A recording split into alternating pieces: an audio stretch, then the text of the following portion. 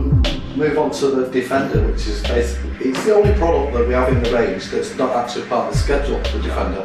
Now, One Stop Shop in Stoke have already done a video that's online available of this product. Yeah. But we'll just cover a few bullet points because I enjoyed the video. It's a great video about Yeah, it. you'll find a link on the video. But there might be a couple of other questions that people have still got about this product because it's not actually, we don't talk about it much, do we?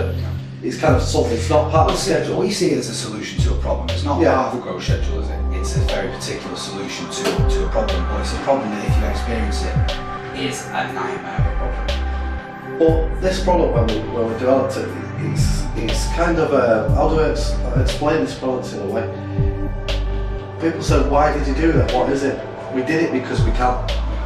We did it because we didn't feel that nobody else was solving a problem, and we had the means to do it. It wasn't something that we was really too bothered about in that way. It's a problem we're aware of because obviously we've done a lot of hydro growing and we've experienced it ourselves, haven't we? Yeah. You know, and we didn't think there was a solution to the problem out there.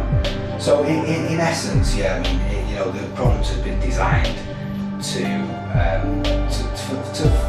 It's a little bit special as well, people should realise that.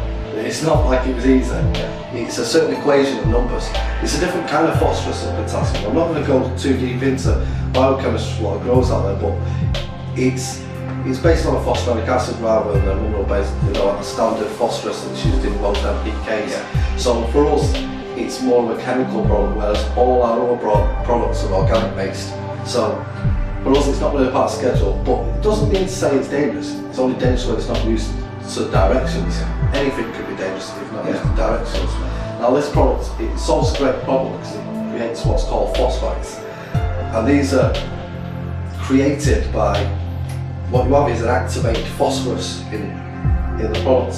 And it's activated by a certain ratio number of the potassium, a bit like the way a normal PK.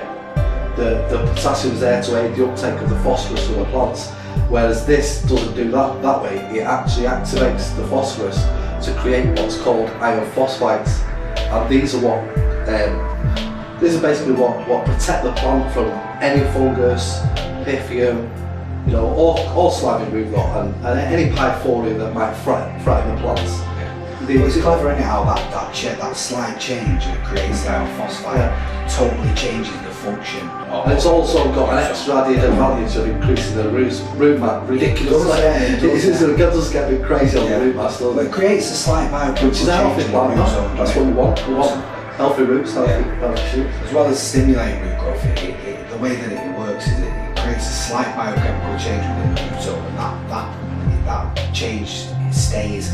Now, what that change doesn't mean anything as far as the plant grows. The plant doesn't even really notice that change. It's a bit like an immune deficiency. It has a huge solved. impact, as we know, on the reproductive cycle of all your common waterborne pathogens, all your pythium. To put it in simple terms, it's like having a vaccine. Against viruses. It works the For the vaccine, like a plants. vaccine. It's like a vaccine for the plants. Get it in there. We recommend using it like second to last week of veg, don't we? Always give at least a week before switching when using this product, and make sure you remove it all from the tank. Best to be used standalone in between your food cycles, isn't it? Yeah, it's a standalone product, To get full use of the phosphites. And then you run it, like you say, as a standalone for 5 days, and that just makes an ever so slight biochemical change in the root zone. You might get a slight bit of stress sometimes on your top foliage, slight yellowing. Well, that's not to worry about. Within days to recover. You're always going to get a slight stress when, if yourself was to get a vaccine, you feel a bit under the weather, but then you feel great and strong afterwards. It's that sort of effect for a few days, isn't it? It's very much like that, yeah. So, well, let's not forget it is definitely, kind of a solution to a problem. It's, it can be used as it's designed to be a preventative, isn't it? So it's important to get it into your root zone before you actually have any issues.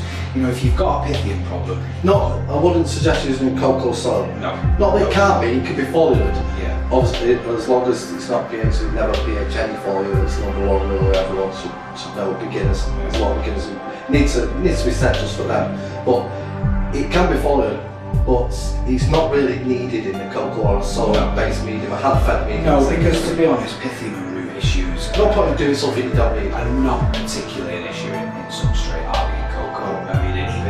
have that, it'd be very difficult. There's to something actually else you can solve tell to fix it. that's what you There's have. something else, it's your gardening skill. Whereas Something else hydro needs is to very just, relevant, isn't it? yeah, you're Hydro- overfeeding. Yeah. You know, you need to cut down your feeds if you've got an issue with cocoa or something. Definitely. It's So something with simple. hydro, you know, anyone who's had pythium knows that it's it's easy to spot. You know, it's slimy brown roots, horrible smell. You know there's something wrong. With hydro, it is easy to tell, and that's really was designed primarily for hydro growth to solve that problem. And especially in the hot months. You know, because obviously as the temperature goes up, your reservoir temperature goes up, then with each degree that increases, the reproductive rate of these spores increases, the likelihood of you getting them increases exponentially. So, you know, unless you're running nutrient chillers and other kind of stuff to make sure that your nutrient temperature stays low, it's a solution to a problem that a lot of hydro growers do. It works great in deep water culture when I tested it. It was a real, it did solve a lot of problems for myself at the time when testing it. I would have had them issues because I've had them in the past, and that's what it was ultimately. Well, like we say, a happy side effect is that it does create an explosion of root growth, which was not why it was obviously designed to do a job, and that's a happy kind of side effect. And I also pushed, in testing, I pushed humidity in a tent up to over 100%. It went off my chart. I couldn't even read what it was creating, and it couldn't even cause it to rot. It was protecting I used a higher dosage at that test. Yeah, no, but I mean, on one test they were, I remember them getting vials of all sorts of horrible stuff from the biochemists and purposely trying to infect crops, using systems that were a bit unclean and purposely just filling them up and putting plants in to try and really as much as possible create these problems. And it seemed to resist everything through it. Well, at 2 ml per litre in lab conditions on a petri dish, it completely eradicates, as a cure, not as a preventative, it completely eradicates all pythium, all funguses and diseases. So we knew that before going forward with our testing to home products and so it's very much, it's unique in the fact that it's we sell it as a preventative product. Its usage is preventative. Most pythium sort of treatment, they are treatments. So it's something you'll buy once you've got the problem. And the issue with that is that yes, these products will treat the pythium. And that's only half of the problem. The other half of the problem is getting the plants out of shock, which a lot of the time exactly, that's the problem. You can cure the pythium, bringing them back round to the behaviour. It's not going to really put the plant back on the path it needs to go. It's really more about. It's no good curing a problem if you send them into shock and it's a lost cause anyway. No, you never. Once the plant's got pythium, it's never going to be back to a full picture. It's a bit different in a lab situation, absolutely, and in a living plant tissue and a garden situation as well. Yeah, well, it's almost, it's just one of the things, but it's like you said. Old age additive, prevention's better than cure. Yeah, but it's almost like the plant loses trust in you in a way. Of course it does. Stop feeding. Exactly. So. How long does it take to get them to feed once they lose the trust in you? It really is a problem many growers will have experienced. Last but not least, but some good questions on Defender. When's the best time to use it? Okay, well, with it being a preventative product, it's essential to get it in there as early as possible. But really, obviously, you need to have some sort of decent root ball or root growth before you use it. So we recommend second to last week before veg. Really, we like to ensure that they get a good full week of normal veggie growth before you switch them to flower. So that's why we recommend second to last week of veg. Are there any downsides of using it? No, I wouldn't say downsides. I mean, if you're sort of if you're in a situation where you're dealing with pythium, you're in a pretty bad situation anyway. But yeah, I mean, you've got to use it as directed, run it for 5 days. You can sometimes now and again experience a little bit of yellowing on the tops. However, that's not, it goes through that. It's very much the same as like Steve touched on before. It's like a vaccination. Sometimes when you have a vaccination, it can make you feel a little bit under the weather until you go through that.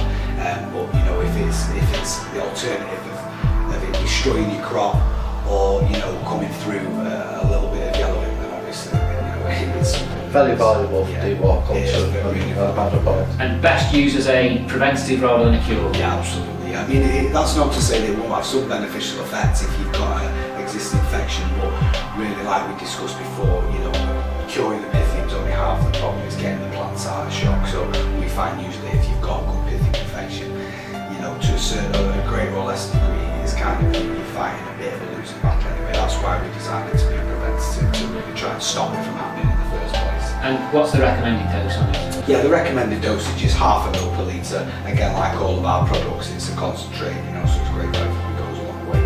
Yeah, you just need to run it at 0.2 mil per litre. As a standalone, you don't need to run it with any base nutrient. It's got enough NPK in there to keep things ticking over in the 5 days that you use it. So yeah, just as a standalone at 0.2 mil per litre. And Defender is available in store and online at www.onestopgrowshop.co.uk.